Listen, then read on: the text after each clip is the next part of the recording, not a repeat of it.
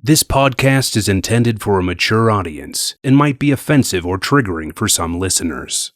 If you struggle with persistent feelings of fear, sadness, anger, or anxiety, I urge you to confront those feelings with the guidance of a trained trauma-focused therapist. And if at any time you experience intrusive thoughts of hurting yourself or others, call 911 or a local crisis hotline immediately. Welcome to the madness of the midnight sun. There's a fine line between being haunted and disturbed, because in either case, living in isolation with your distress is what leads to those oppressive forces taking hold. Mental illness is not an entity to be taken lightly. You won't find stories like these wrapped up in a neat little bow before they're put to bed. There are no quick cures to these kinds of curses. Those demons tend to creep back out once the lights go off, growing increasingly irritable and restless when you hide under the covers and deny their presence. While others may not be able to see them, you can still sense they are there, even if you don't want to look up. My name's Levi Taylor. I'm an Alaskan indie filmmaker, an aspiring writer-director with lived expertise on being haunted by adverse childhood experiences I didn't dare talk about growing up. Just what happens to the survivor in a horror film after the credits roll? How can they move forward functionally and live a normal life? It would be nearly 40 years and numerous maddening trials before life forced me to face my monster and finally receive a diagnosis of complex post-traumatic stress disorder, CPTSD. While a lot of my writing reflects on the impacts of childhood adversity, it still doesn't explain away some of the paranormal activity I encountered. Vivid memories I shared with family that still haunt me today. Since I was a child, I wanted to connect with an expert who took my haunting seriously. While a few counselors I've talked to as an adult have come to admit their own brush with ghosts, there has never really been anyone willing to entertain why they were there. I've completed a fictionized novel inspired by my coming-of-age experience, and over the next year I'll be producing an audiobook. I'm creating this podcast alongside it, to share excerpts of that ghost story and invite educated guest speakers on the show to discuss disturbing impacts of events portrayed as we examine the haunting that coincided. Now, some people out there who knew me at one time or another are probably scratching their heads about now, maybe saying, I knew there was something weird about that guy. Or, I had no idea he was so disturbed. Why doesn't he keep that crazy shit to himself? And that's kind of the point. For almost all of my life, I felt like I had to hide who I really am. It never felt safe to get close to colleagues and acquaintances. Slowly insulating from childhood friends and family members, letting them all drift away one at a time. No one would understand what I went through, what I was haunted by, and if I was honest about my experience, they'd think I was crazy anyway. Batshit crazy. Mad. Scary, perhaps. But certainly insane. And that insecurity almost prevented me from seeking help when I needed it most. Maybe I'm not alone, though. Perhaps a lot of people out there know what that feels like. I'm fairly certain that the ones whose distress rings out in violence, the disturbed individuals we continue to hear about on the nightly news, they're familiar with the pervasive process of being consumed by psychological demons. They've danced that hateful number with their devils and lost their souls to unspeakable acts. But how did they get that way? The image of these monsters, demons and devils, may have been spawned into our culture to explain the troubling and sometimes scary symptoms of mental disorders. But for those afflicted by their presence, the idea of losing yourself to symptoms is equally terrifying and insidious as any fictitious fork-tongued beast. And while talk about monsters may be a bit archaic, dissecting the haunted mind possessed by grief and anger is absolutely salient right now. I grew up in God's great land, Alaska, A paranormal hotspot for those who care. An ancient place full of mystery and danger. The last frontier. Its sharp and jagged edges most recently ascended from under ice of another age. Surprising to some, given the small population, but Alaska has long been host to some of the most dangerous violent crime statistics in the nation. Perhaps it's the bipolar seasons, the disorientation of time between the cycle of long, frigid dark and the intoxicating tides of the midnight sun. Maybe it's the way living here grinds you down that contributes to its high crime rate, sexual assault, and substance abuse. When I was growing up, I had a backstage pass to that underworld through an antisocial con man I called Dad. It's been said that as long as an abuser remains in the life of someone with CPTSD, it is almost impossible for the survivor to face the impacts of their adversity and break their abuser's spell. For most of my life, I kept my father on a pedestal. I loved him. I still do. Since I was a boy, I wanted to write stories about his larger-than-life tall tales growing up in the Alaskan underbelly, the ramifications of which came back to haunt us before I was even born. My dad was the first grown-up to believe I was haunted. And when I was a preteen, he told me that these paranormal experiences I faced as a child were happening because my soul was sold to the devil. And I suppose because of the isolating and unusual experiences I was having, it was something I secretly carried to heart long into adulthood, until his demise, and I could finally start untangling my story by writing. In just a moment, we'll take a listen to an excerpt of that work with our first guest, Adam Littman of Modern Metaphysical, as he offers special insight as both a transpersonal counselor and a seasoned medium and paranormal investigator. Welcome to the madness, Adam. Thanks for being here. Of course. Maybe before we start, why don't you tell us a little bit more about your unique background? Sure. My personal training is incorporated both as my many years of work as a pediatric speech-language pathologist, which incorporates a significant amount of psychological training as well, and also as a metaphysical practitioner and an ordained metaphysical minister. I've studied pastoral counseling and chaplaincy in addition. I, was brought up in a household with religion. My dad was a rabbi. And my metaphysical gifts started to manifest when I was 14 years old. But I did not want that to be an aspect of my life. It was something I struggled with, but I didn't tell anyone and kind of tried to push the metaphysical stuff aside as much as I could, although I was always struggling with it manifesting in my life. I had been teaching religious school since I was a teenager in my dad's congregations. So I had experience teaching in the ecumenical world, and I sort of brought that into the normal world I was a teacher. I started out as a high school teacher for a 4-year commitment before I went back to grad school, where I decided I wanted to create art and write and direct.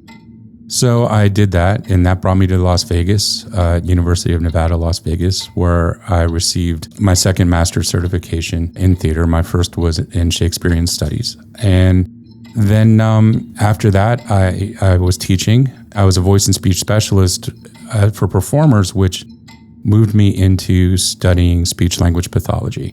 I worked as a pediatric speech-language pathologist for 19 years with kids from every age, from preschool and Head Start all the way through high school and adult. And that was starting me on towards understanding psychology, because as a speech pathologist, you have to study a good deal of psychology. In my late 30s, I could no longer keep a lid on my metaphysical gifts. My mediumship had just gotten too impactful, too strong in my life, and I went into a crisis. I wound up with acute anxiety disorder and was diagnosed with post-traumatic stress syndrome. I was fortunate enough to find the kind of help that I needed to train those gifts in a meaningful way.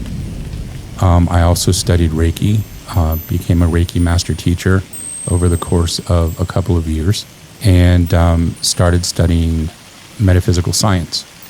At that point, I got my bachelor's in metaphysical science, was ordained as a metaphysical minister, got my credentials as a metaphysical and transpersonal counselor, and I'm currently working towards my PhD and a double doctorate in transpersonal counseling and metaphysical parapsychology. Adam, I am very excited and grateful to have you on episode 1 of The Madness of the Midnight Sun. You have exceptional background to really analyze this work and talk about some of these themes. So, I can't think of anybody who would be more perfect to come on this show and start this conversation. Very excited. Thank you for being here. Oh, thank you for having me. Okay, well, without further ado, allow me to share the first excerpt from Chapter 1 of my novel, The Midnight Sun, and stick around as Adam offers his expert perspective on my story. Sit back, buckle up, and keep an open mind as we explore the madness of the Midnight Sun. "Your dad's a murderer," my cousin muttered. He was looking at me with utter disgust. I've always felt different than my family in the lower 48, but I had no idea this was part of the reason why. They lived about 3,000 miles away in the Midwest and didn't know about the paranormal activity in our house.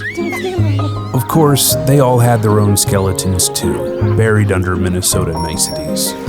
But when I was a kid, they were the picture-perfect model of a normal idealistic family portrayed on TV. Living in beautiful houses tucked away in established neighborhoods. No one was divorced, their parents had professional careers, and the kids excelled at school. Even the air was warm and welcoming when we visited in those summers. When I was little, we'd frequently fly 6 hours from Alaska to visit my mom's brothers and my grandparents. Dad worked for Mark Air and could sometimes send us free airline tickets. Often, we'd vacation at a small resort called Rush Lake in the summer. There was a big sandy beach to play on, a small ice cream shop, and a couple of dozen cozy cabins for each family to stay.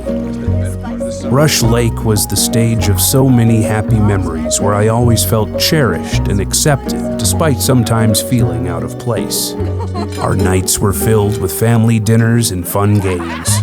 During the day, we kids were left to our own devices and had the run of the place for adventuring. My eldest cousin would rally us together to rehearse musical performances for our relatives. She'd have us lip-sync golden oldies, and man, it made me feel like a rock star.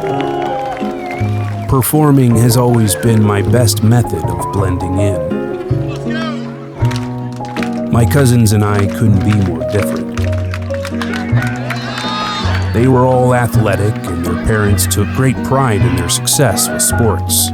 Their families went jogging and skiing and biking together. Yes, with golden retrievers to boot. I hated sports.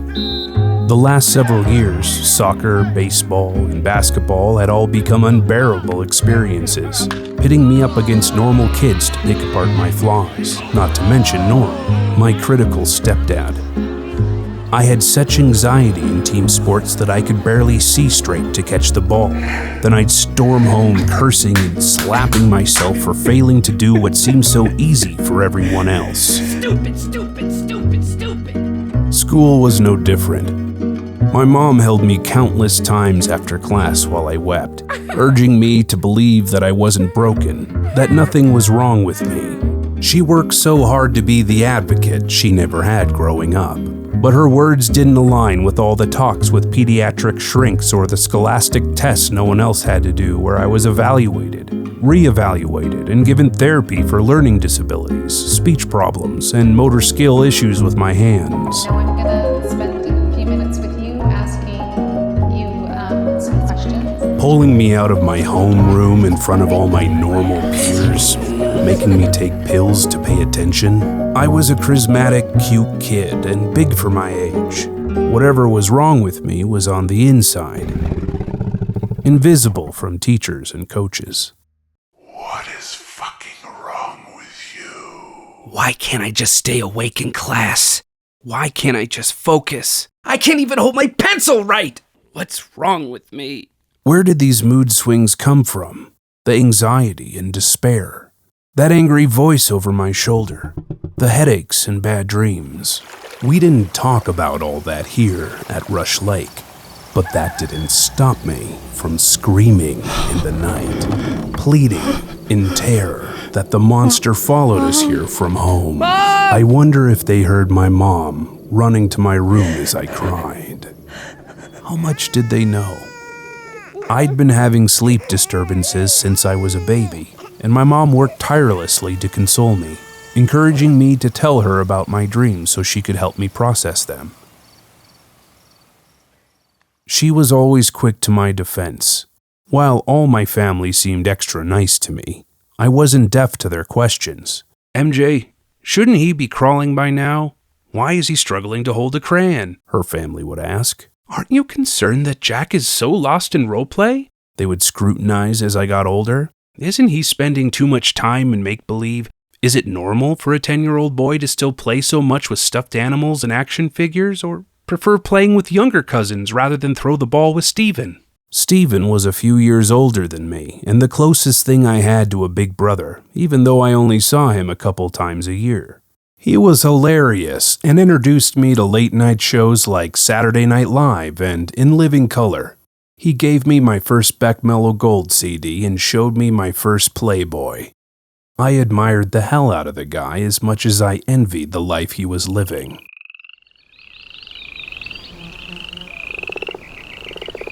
One morning, Steven and I were chasing frogs barefoot through a dewy lawn nestled between the cabins. I watched gleefully as my older cousin gracefully dashed through the glistening grass, catching a leaping amphibian on top of his foot and carefully catapulting it a short distance away. Of course, I'd try anything Steven did to impress him. I went after a frog with all the enthusiasm of a boy trying to score his first home run. Instead of gently catching the frog on the top of my bare foot, I kicked for a field goal, slipping in the wet grass onto my butt. The frog went flying. After pulling myself up, I saw Steven leaning over it. At first, I thought the frog was entangled by a slimy, wriggling worm as it reeled on its back, eyes bulging while it squirmed to free its legs from the intestines protracting out its asshole. You killed it. It was an accident. You're a killer. Just like your dad. Steven's words cut me. Shut up! I was furious but confused. My dad's a pastor. He'd never hurt anybody. He only got into church when he went to prison. What was my cousin talking about? Prison? Don't you know? He went to jail because he stole from his job. He said it was to pay off drug dealers, but everyone knows he killed them to keep the money. Your dad's a murderer, Jack. And a thief.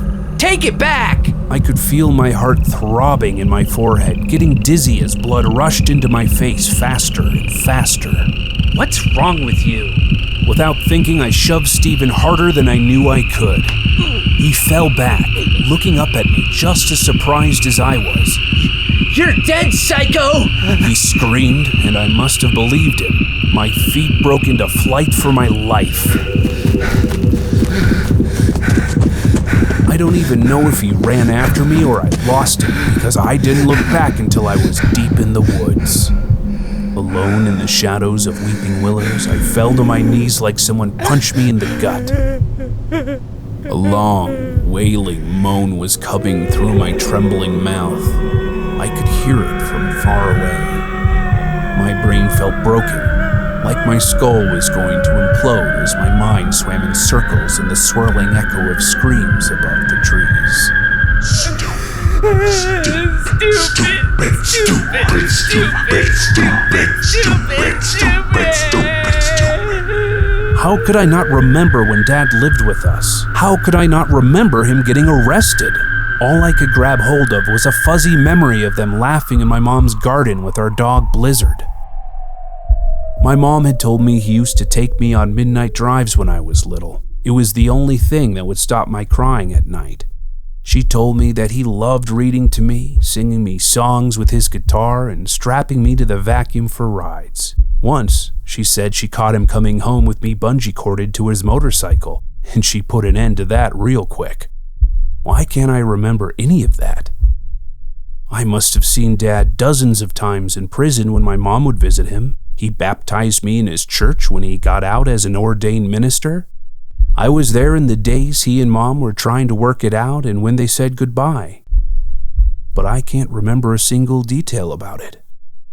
Not his scratchy kisses before bed, or the shiny chrome of his bike. Nothing. What is fucking wrong with you? People didn't know kids could have PTSD back then. It was the scariest discovery to make on my own, that my brain had the capability to block parts of my life out through dissociative amnesia. I had to question my reality. Parts of my life were so painful, my brain shut off. While my mind flashed back to relive the emotions from the past, it refused to connect to the memory of what happened. I felt terrified, devastated, angry. Trembling hands clawed at my brain cap as snot hung out my nose. I was checked out, temporarily insane. The prefrontal cortex of my grief-riddled brain was short-circuited, dosing me with adrenaline and cortisol as frames of deleted memories flickered behind my flooded eyes. Quit that crying, goddammit! The words came out over and over as I slapped myself hard in the head. Quit that crying, goddammit! Until finally the pain centered me back in my body and I wasn't choking for breath. I held myself tight, gently rocking myself in my arms the way my mother would as I remembered how to breathe. I could hear her soothing voice reminding me that we were always tethered. I was loved and never alone. As I sat sniffling with my head buried in my knees, I distinctly sensed a presence. Wiping my face, I looked up to see their beady eyes all over me. Not an arm's reach away, attentively staring from the forest floor, were a dozen furry friends who had paused their morning routines to check in on the sounds of this distressed child. Large gray squirrels and sleeky soft bunnies and even birds were all gathered around like a scene in Snow White, up on their haunches and staring attentively. It might have been unnerving that there wasn't such a sense of calm. One by one, they relaxed and went about their business, munching greens on the ground, unafraid and comforted by my return to silence. I watched them in awe for what felt like an hour. It was a spiritual experience, coming out of such distress to feel empathy from a surprising source. I held on to the observation that animals possess emotional intelligence, too, and I vowed to never deliberately hurt one again.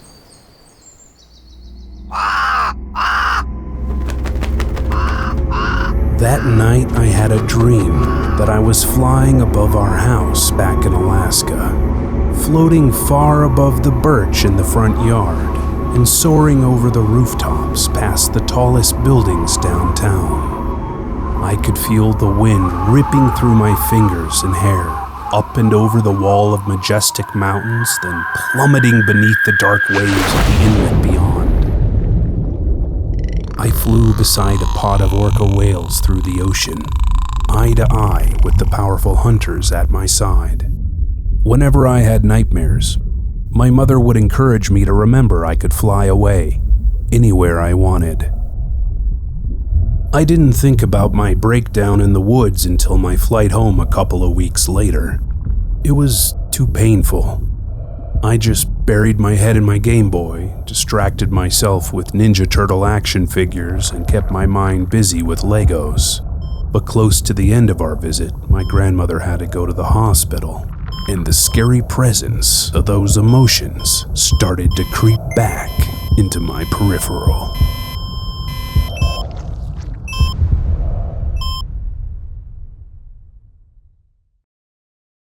So we just listened to the first excerpt of Chapter 1. Here with us in the studio today is Adam Littman of Modern Metaphysical, and he's a transpersonal counselor. Adam, could you tell us a little bit about what that means, transpersonal counselor? Sure. A transpersonal counselor is a therapist who incorporates both the clinical and spiritual aspects of the trauma or situation that a client is experiencing. You know, I am a preacher's kid as well, and it's interesting often to what we experience as children and the things that we tend to block out from those experiences, that later in life, as we get to understand what's going on with us a little better, start to experience some of those traumas, we find out often that those traumas were rooted much farther back. And it's difficult often to understand what did we think we made up in our minds and what do we actually remember.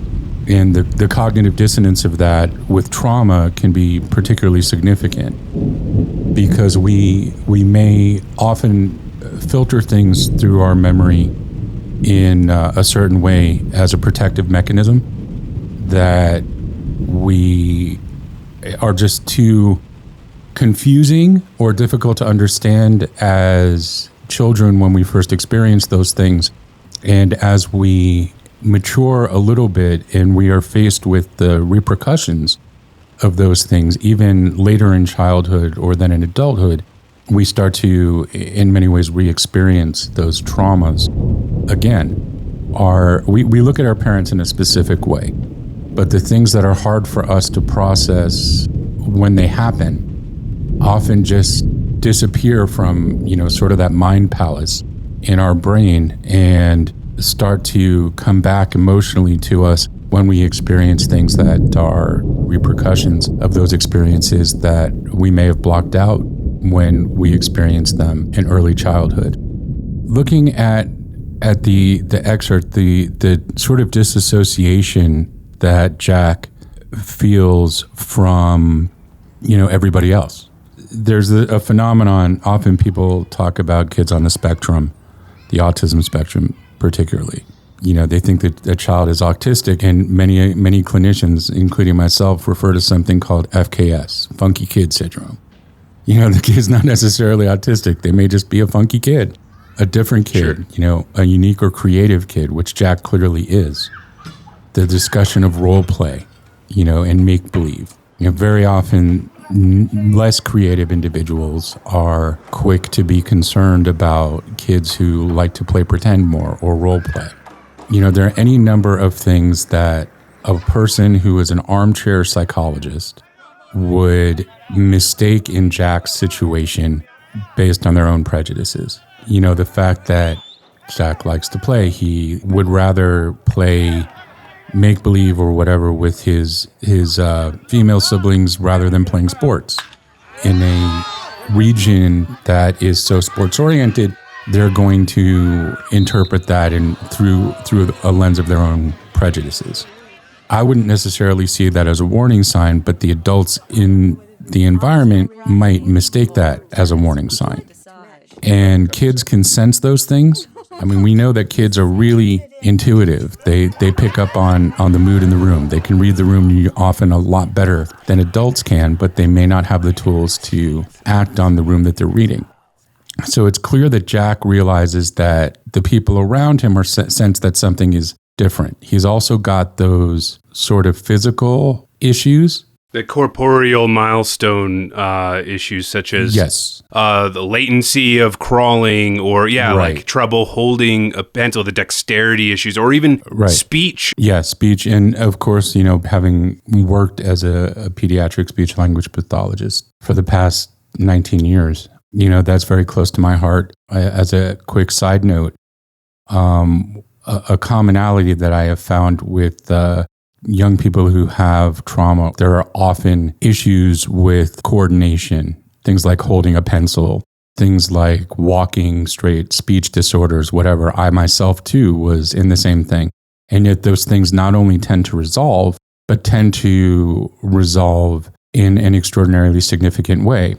Good example, as a regressive myself, which for your listeners, a regressive is someone who experiences past life regressions without seeking to do so. I was in the same type of, physical therapy things as a toddler, walking, holding my pencil. I had to have that special pencil grip. And my eye-hand coordination was atrocious. But by the time I was in middle school, and I went to a middle school for the arts, where the first thing that they did when you were coming into 7th grade, one of the first things you had to learn to do was juggle. And that takes an extraordinary amount of eye-hand coordination. So I went from a kid who, in a similar situation to yours, was in those physical therapy issues for coordination and pencil holding and all of that, to performing, all over the place as a tween-aged juggler. Cool. So those things not only tend to resolve, but they tend to, overcompensate and become an area of strength and skill for those kids. They say one of the hardest things for people with PTSD to do is to express emotion with words. And that's definitely been something I've struggled with growing up, but I'm a writer. Exactly. And, and it's taken a lot of work, but I think I've gotten good at it. I would agree. I would agree with that. I resemble that remark as well. We tend to have to process through whatever, stuff, and that's a technical term, whatever stuff we're carrying, from one go round to the next. But once we do, we tend to be able to capitalize on the strengths that we've had all along. Very often we have parents who see have the neighbor syndrome or the cousin syndrome. My kid is 3 and not pronouncing their R's correctly yet, and my neighbor's kid is 4 and reciting the Iliad in ancient Greek. So what's wrong with my kid?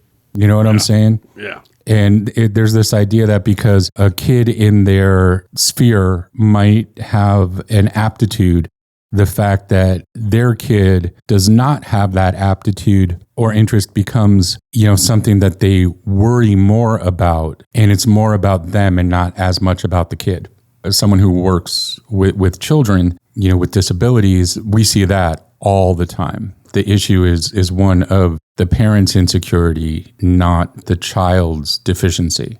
You see it all the time when a parent wants a child to receive some sort of special education or therapeutic services that the child doesn't need, that the person who really needs to adjust their outlook is the parent or the relatives. So the fact that Jack is an awkward kid, and the fact that awkwardness in a community or realm of sameness is off-putting or concerning is something that the adults in Jack's life are transferring onto him, not necessarily something that's wrong with Jack.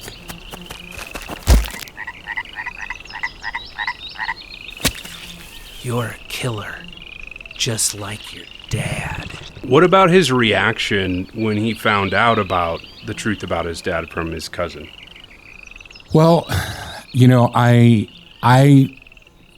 it would be irresponsible of me not knowing Jack when he was going through these particular things. It would be irresponsible of me to try and definitively say this is what's going on with Jack. But there are so many things. There are so many things going on with Jack. If I were to look at Jack specifically at this point in time, without any context, I would chalk it up at this point to the fact that, there's something that Jack has not processed about his father's absence. Because he hasn't processed that, and because he is naturally and appropriately searching for answers to explain his father's absence and the absence of recollection of experiences with his father, anyone that tries to fill in that gap is something that his mind is going to try and cling to. And the fact that this is an extraordinarily scary thing for his mind to fill in the blank as the answer, he's going to lash out because he doesn't want it to be true. And he doesn't know if it's true or not, but he has no real foundation or other information to negate the accusation. Well, and not only does he lash out at the person delivering this information, but he lashes out on himself, with self-harm. He runs into the woods and he feels so possessed by this emotion that he starts smacking his head, feeling outside of himself, just smacking himself in the scalp and the face. And does that make him a crazy person? Does that make him? No, it doesn't. I mean, in the absence of other things, there's a question as to, why does Jack lash out physically at himself when he is processing or receiving information from elsewhere? There's a common trait, particularly with kids who are very sensitive, that when one causes oneself some form of pain, one can often distract from the emotional pain. We see that in very often in kids who cut themselves, or kids who frequently choose activities that can put them in situations where they may be harmed, because they can take the focus away from the emotional pain by focusing on the more immediate sensory input of the physical pain. I'm not necessarily looking at Jack as someone who is dealing with emotional pain as much through self-harm, because it has to be triggered. It's not a consistent constant of him escalating aspects of pain to contend with a percolating sense of emotional distress. I would be curious as to what is he blocking out and what experiences are there that are leading him to physically rebuke himself for information that he does not know. And in the absence of, metaphysical cause, I would look at why does he feel that lack of knowledge is something he should feel bad about. If I was just, purely clinical child psychologist, those are the questions that I would be asking in Jack's situation. My writing is inspired by my own memoir. Of course, the novel I've written is fictionized because it kind of has to be. That said, what's injected into the character Jack Ryder is very personal to my life. One thing that was particularly disturbing about how explosively angry I got. It came out of nowhere, and I certainly never had a history as a child of having many behavioral health issues that were related to anger at that age. But it just possessed me. I felt outside myself. Absolutely. And it can really, when you have a trigger, once they start, can often send the ball rolling downhill, like a snowball. And more and more triggers happen. But, as I mentioned, that fear state, there's no way to know.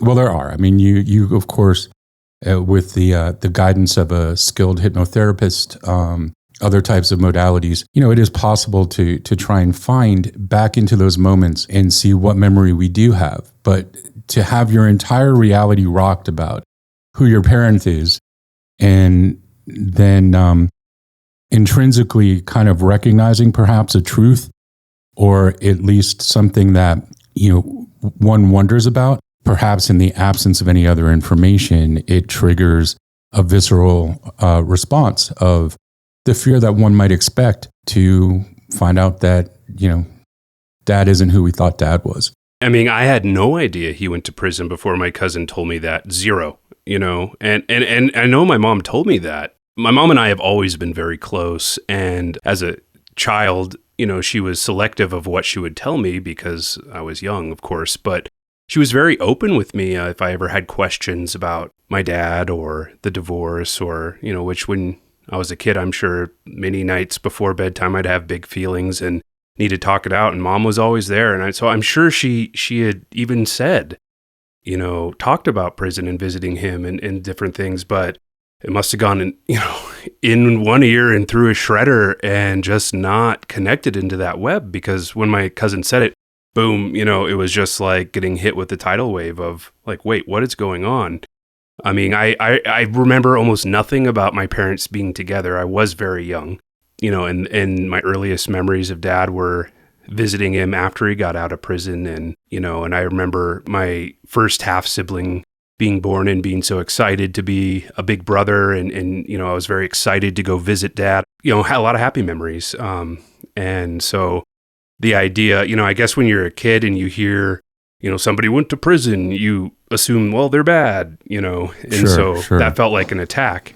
Of course. And, not only that, in the excerpt from the novel, one of the things that is clear is there are some, early on, some sort of social challenges that Jack is facing. When there is that disconnect, that dad wasn't there, some part of you must know that dad was somewhere else. You may subconsciously, it may have gone in one ear and not made the connection that dad was incarcerated, and that's where dad was, and that's why you don't remember mom and dad being together. When a piece of information happens that forges a connection, a cognitive connection in the brain neurologically, it can have a significant physical impact. When I founded my practice, Modern Metaphysical, one of the reasons it's called that is because, we don't discount the metaphysical, but we also don't discount the clinical. And that's maybe the best answer to what your first question was, which was, what is transpersonal counseling? We don't discount either possible root cause of where the trauma or challenges that a client needs to face comes from. When a client comes to my office, they fill out paperwork like any other therapist, and I look for any, sort of clinical or mainstream cause for what could be going on before I automatically jump to a metaphysical cause. I've had people come into my office who try to define something as metaphysical or paranormal to avoid having to deal with a pathology. And I often refer them to say, I think you need to exhaust these possibilities before we go down that road. That's something I feel like I've struggled with. There's a big part of, my early adulthood where I was really afraid to look at any of those psychological explanations because holy shit, that was too scary. But then, if it scares you, there's something there.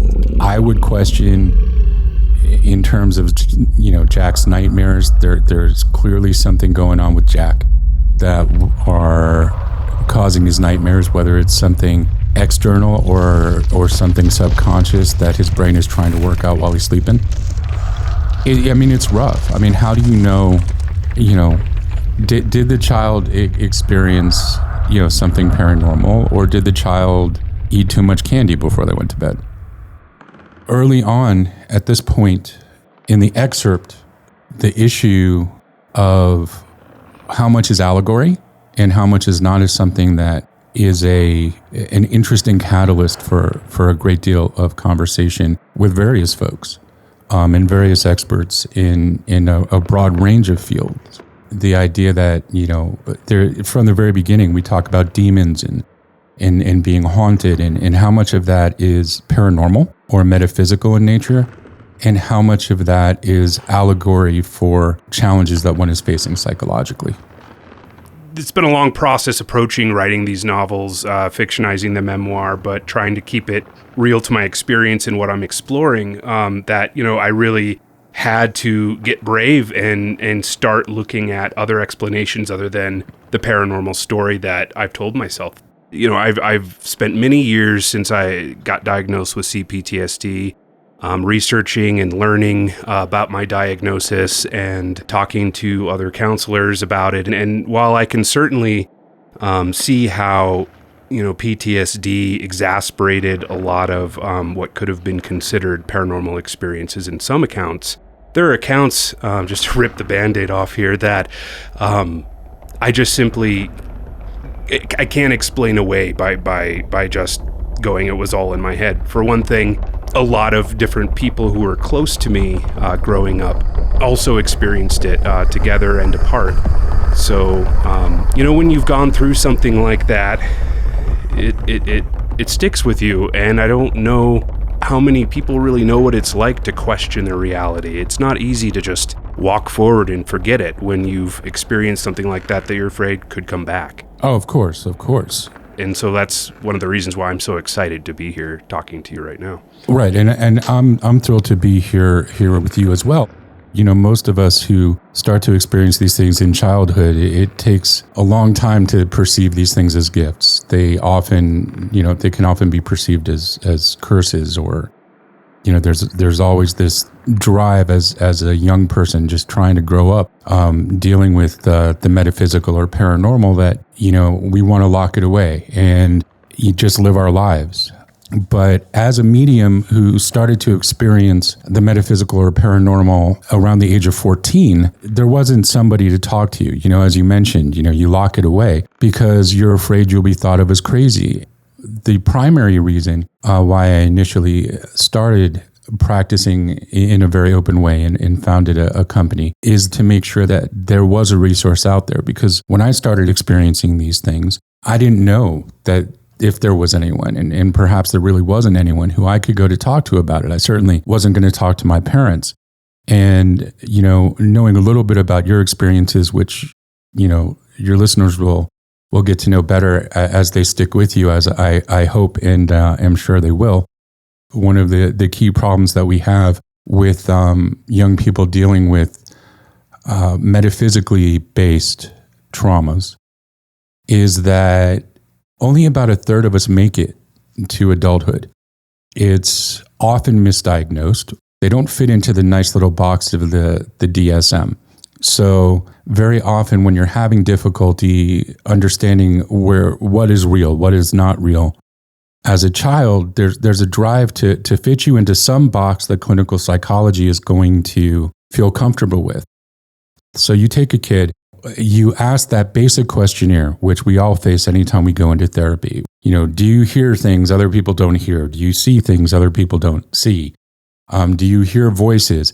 And if you take a kid who is a medium, if they're answering honestly, they're going to answer yes. And simply by answering yes to many of the questions that are on an initial intake questionnaire when you go to a clinical psychologist who is not open to the metaphysical, they're going to immediately diagnose you in their mind with any number of conditions you don't actually have. It almost makes me sound, anti-psychology or psychiatry, and I'm absolutely not that by any means.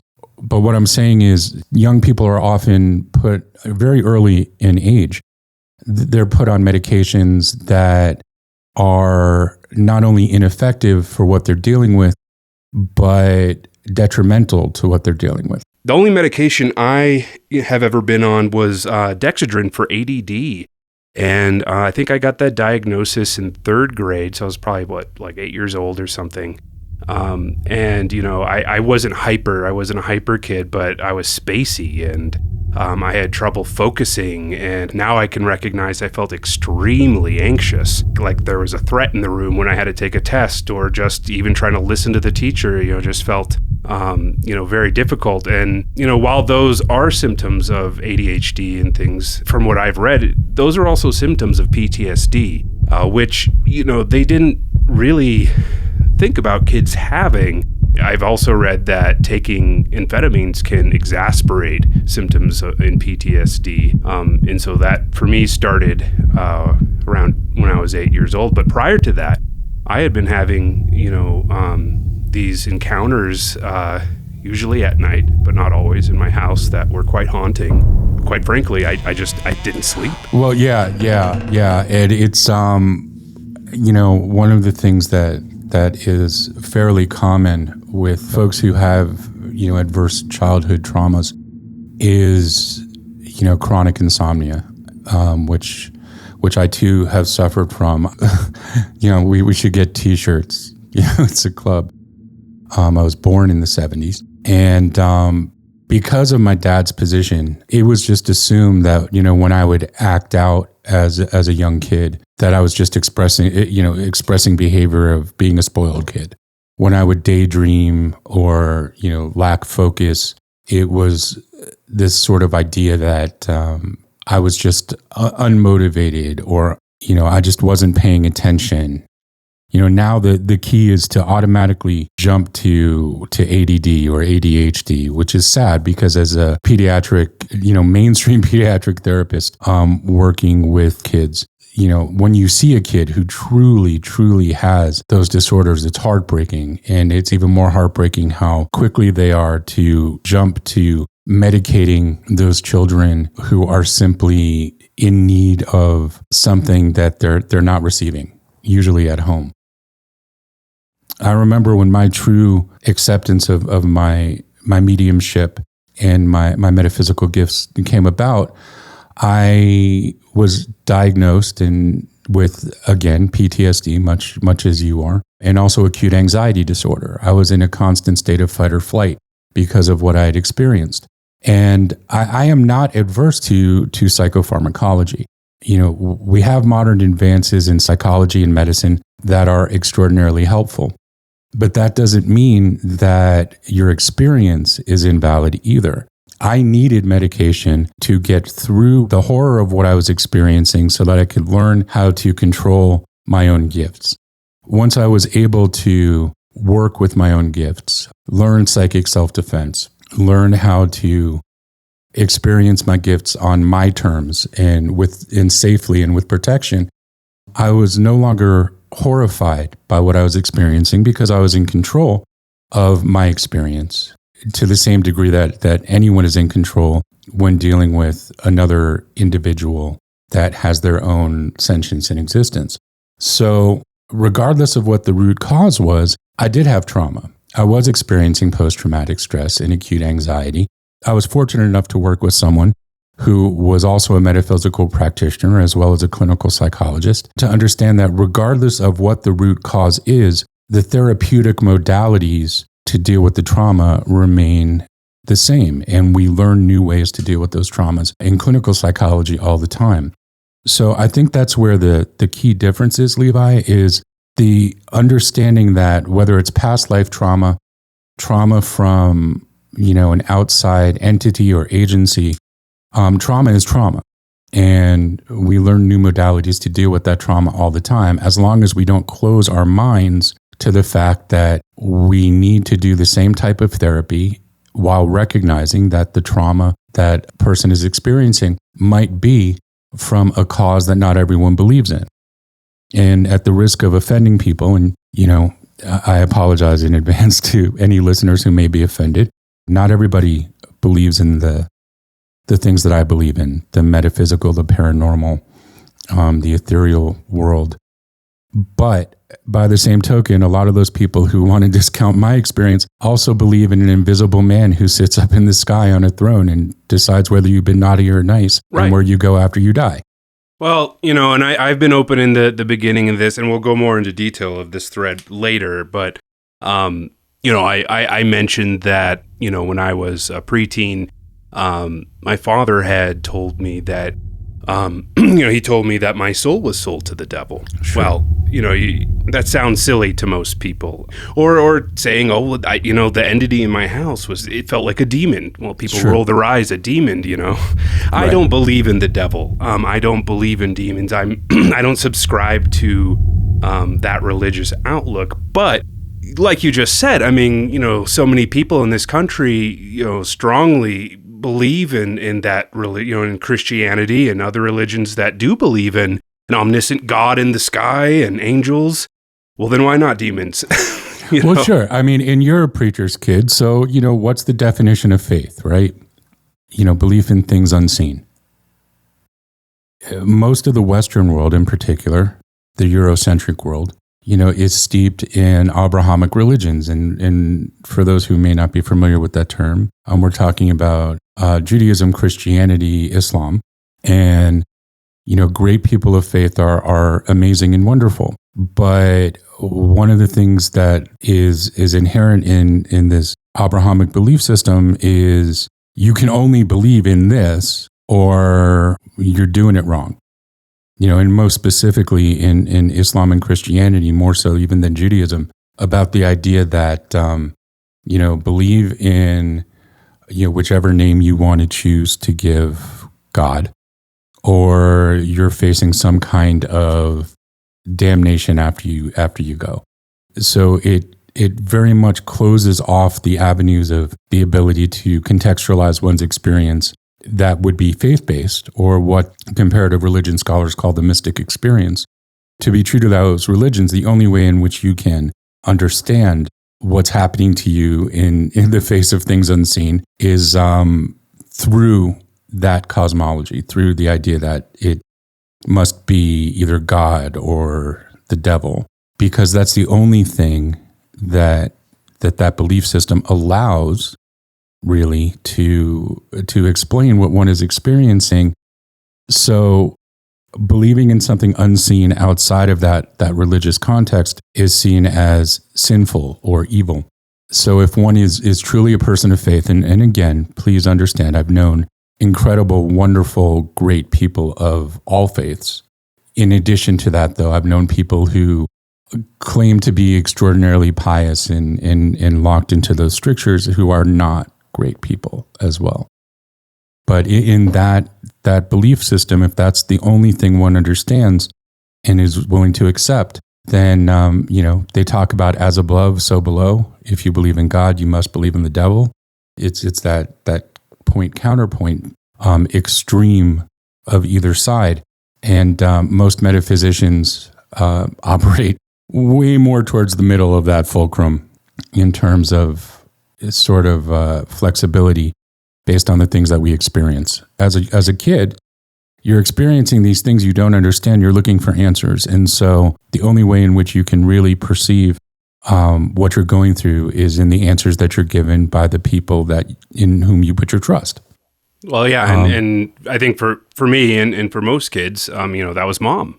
You know what I mean? And sure. What's mom going to say when you insist there's a monster in your room, that there's, a boogeyman in your closet, something's lurking under your bed or peeking through your window? They're going to say it's a bad dream. It's your imagination. There's nothing to be afraid of. And, and if you have a strong trust and bond with that caregiver, you're going to do everything you can to believe them. And I kind of wonder the effect of that when, you have reoccurring experiences and you have to tell yourself it's not real. What's that do to someone's mind? Well, it's difficult. I mean, it does a lot to someone's mind. Circling back to something you mentioned before, it does create that cognitive dissonance. And it's interesting because different kids respond in different ways. I, for one, did not tell my parents or share with my parents any of the things that I was experiencing. They didn't know that part of my life and my experience existed until I was 39 years old. I was sort of floundering in a space where, I didn't latch onto any particular reason and was trying to kind of navigate those waters on my own. And that well, I know for a fact that exacerbated the trauma I experienced. That's of course why I was so adamant and passionate about starting my practice, Modern Metaphysical, to be a place where people who experienced what you've experienced, what I experienced as kids, could go for help and not be convinced that there was something inherently wrong with them. One of the key factors to understand is experiencing childhood trauma may cause changes in your psyche, may cause connections to be made in your brain which are atypical of what, quote unquote, normal connections might be in responses to stress or triggers or experiences. But that doesn't mean that something is inherently wrong with you. There's this idea that, and it's part of that stigma, Levi, that you and I understand, and the world is starting to understand a little better from a clinical standpoint, the stigma of mental illness and challenges. You don't say something is inherently wrong with a person because they get a virus or they get a cold. And yet there's this tendency that when we react out of the need for survival in traumatic situations in ways that our brain wires itself to do with repeated trauma, there's this idea that there's something inherently wrong with that person. And we're starting to do better with that stigma, as a society, and destigmatizing mental illness and recognizing that illness is not an intrinsic flaw of a person. It's an illness, and illness can be treated. Of course, as a medium and as an investigator, I see myself as an advocate for both the living and the non-living, because when we are dealing most of the time with spirits or, ethereal beings, as I usually call spirits, who are living in the physical but are not of the physical anymore, Most of the time they're sticking around because of trauma too. Unfinished business or Sure. some sort of grievance. Yeah, I mean, Some sort there are of a lot grievance. of. You look at a lot of cultural specters and things like that. I mean, that's exactly what it is. Well, I mean, yeah, the conventional idea of why does a spirit or a ghost exist, it tends to be unfinished business or there's something that they need to do. And very often that's the case. But, sometimes they don't even realize that they're not living. That's traumatic as well. Very often the reason why a spirit is sticking around if they're unaware that they're dead is that their death was so traumatic, they blocked it out, just like we block out traumatic experiences, in our physical lives. They need help too, in my view. Somebody may think I'm nuttier than a fruitcake, and that's okay. I see my calling as being of service to both the living and the non-living. It impacts me significantly when I come in contact with the spirit of a child who is still around because of their trauma was never resolved, just like a kid who comes physically into my office. It can be rough. And, I hate to sound like a cliche, but it's okay to not be okay. And that goes for both the living and the non-living. People are in crisis when they come to me, and they're very vulnerable and they're seeking for help. But by the same token, they're also like really, really hyper vigilant about being taken or, being told what they want to hear. I find that the term psychic has these connotations that someone's going to be reading tarot cards or tea leaves or prognosticate in some way. And a person with the background that I have, that's just not what we do. Whether you choose to contact me or anyone else, if you're in crisis, you want to find a professional. There are people out there who can help and who want to help you. So don't hesitate to contact an actual professional in this field if you can find one.